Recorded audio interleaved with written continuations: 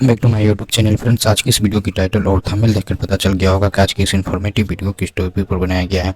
जी हाँ दोस्तों, आज की इस इन्फॉर्मेटिव वीडियो में हम बात करने वाले हैं बिहार एसबीटी का फर्स्ट सेमेस्टर में पूछने जाने वाले क्वेश्चन के ऊपर, जो 5th यूनिट तक आप लोग को पूरे सिलेबस का यूनिट बाई यूनिट कर हम लोग को वीवीआई क्वेश्चन करा देंगे। फंडामेंटल ऑफ मैकेनिकल का जो भी फॉर्म सब्जेक्ट पढ़ रहे हैं उन सभी का वीवीआई क्वेश्चन करा देंगे आज की इस वीडियो में। यदि आप लोग को डर लग रहा था कि इस सब्जेक्ट में कहीं लग जाएगा या कम नंबर आएगा और ये पासिंग मार्क्स में इस सब्जेक्ट में चाहिए, तो आप लोग को जितना सिलेबस में है उसका जो भी टॉपिक इंपॉर्टेंट हो सिलेबस के अकॉर्डिंग हम आप लोग को वीवीआई क्वेश्चन आप लोग को दे देते हैं। इतना कम से कम आप लोग रेडी कर दीजिए ताकि आने वाली आप लोग को सेमेस्टर एग्जाम में अच्छे मार्क्स परफॉर्म कर सके। चलिए आज की इस वीडियो में आप लोग को फंडामेंटल ऑफ मैकेनिकल में आप लोग को कैरी नहीं लगने देंगे और आप लोग को सारी इंपॉर्टेंट क्वेश्चन आप लोग को इस वीडियो में करा देंगे। तो वीडियो काफ़ी इंफॉर्मेटिव है। आप लोग को जो भी इस चैनल पर आए हैं नए नए, और आप लोग जो भी स्टूडेंट इस चैनल पर नए आए हैं, वीडियो पे नए आए हैं, तो आप लोग चैनल को सब्सक्राइब कर अपने कॉलेज के व्हाट्सएप ग्रुप में शेयर कर सकते हैं अपने फ्रेंड लोग के ग्रुप में, ताकि जो भी स्टूडेंट इस चैनल के बारे में नहीं जानते वो भी जान सके। चलिए आज की इस वीडियो को शुरू करते हैं और वीडियो काफ़ी इंफॉर्मेटिव है।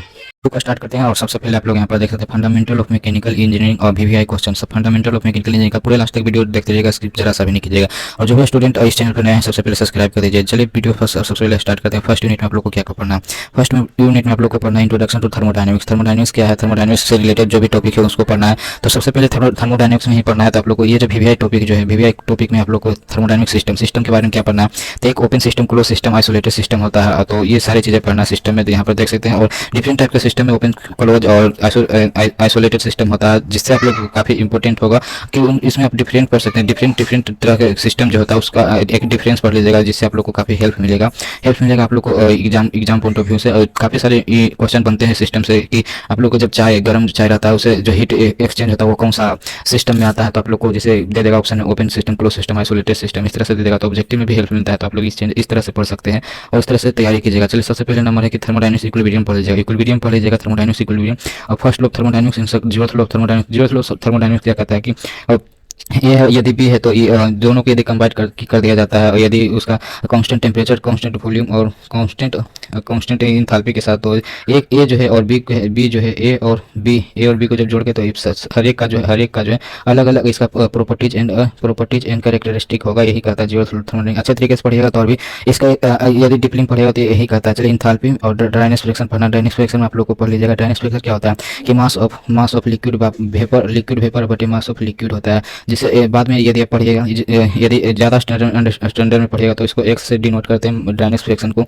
और यदि आप मैकेनिकल के हैं, तो आगे आने वाले सेमेस्टर में आप लोग को एक ड्राइनेस फ्रिक्शन और उसके बाद एक डायनेमिक्स फ्रिक्शन होता है, और एक होता है वेट फ्रिक्शन आप लोग को ये दोनों मिलाकर इक्वल टू 1 होता है। वेट फ्रिक्शन, डायनेमिक्स फ्रिक्शन आप लोग पढ़ेंगे तो जानते ही होंगे। चलिए नेक्स्ट आप लोग को फर्स्ट यूनिट में क्या पढ़ना है? फर्स्ट यूनिट में आप लोग को डिग्री ऑफ सुपर हीट पढ़ना है, हीट एक्सचेंजर पढ़ना है, मोड ऑफ हीट ट्रांसफर पढ़ना है। ये पढ़ लीजिएगा। आप लोग को यहाँ पर देखिए इस तरह से आप लोग को लिखा भी है कि क्या टॉपिक में क्या कुछ पढ़ना, कंसेप्ट ऑफ स्टीम, इस तरह से आप लोग को देखने को मिल जाएगा। पीडीएफ हम व्हाट्सएप ग्रुप में भेज देंगे और चिंता करने की बात नहीं है। सेकंड यूनिट में आप लोग को पढ़ना है। सेकंड यूनिट में आप लोग को इंटरनल कंबस्शन इंजन के बारे में पढ़ना और रेफ्रिजरेंट के बारे में पढ़ना। 2 स्टॉक 4 स्टॉक रेफ्रिजरेंट में पढ़ना है। तो एसआई और VSCI इंजन। एसआई मतलब स्पार्क प्लग इंजन, सीआई मतलब कंप्रेस इंजन होता है। कंप्रेस इंजन या एक होता है जो है कंप्रेस एक फ्यूल इंजन जो होता है, फ्यूल इंजन जैसे पेट्रोल इंजन वगैरह आ जाता है। और एसआई स्पार्क प्लग इंजन में, और एक होता है जो आप लोग को जो विदाउट फ्यूल के चलते हैं, विदाउट फ्यूल।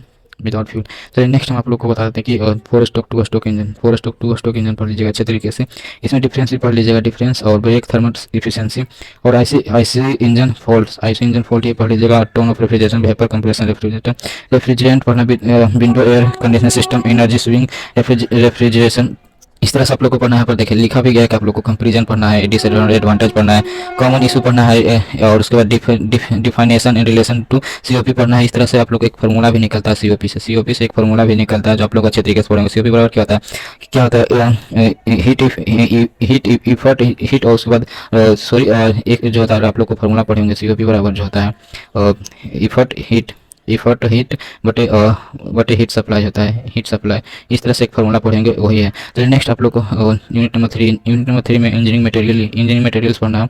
इसमें आप लोग को पढ़ना है डिफरेंट टाइप के मटेरियल के बारे में पढ़ना है। जैसे कि यहाँ पर देख सकते हैं कि engineering materials type of steel, aluminium alloy, metallic glasses. इस तरह से आप लोग को पूरा पढ़ लीजिएगा। इस पूरा टॉपिक को पढ़ लीजिएगा। पीडीएफ हम व्हाट्सएप ग्रुप में भेज देंगे, कमेंट कीजिएगा तो कमेंट का लिंक भी भेज देंगे। आप लोग को डाउनलोड कहाँ से करना है, हम पिछले वीडियो हम बात कर चुके हैं डाउनलोड कहाँ से करना है। पीडीएफ हम व्हाट्सएप ग्रुप में भेज देंगे, सबसे पहले आप लोग ज्वाइन हो जाएगा। मैन्युफैक्चरिंग प्रोसेस पढ़ना है, मशीन टूल पढ़ना है।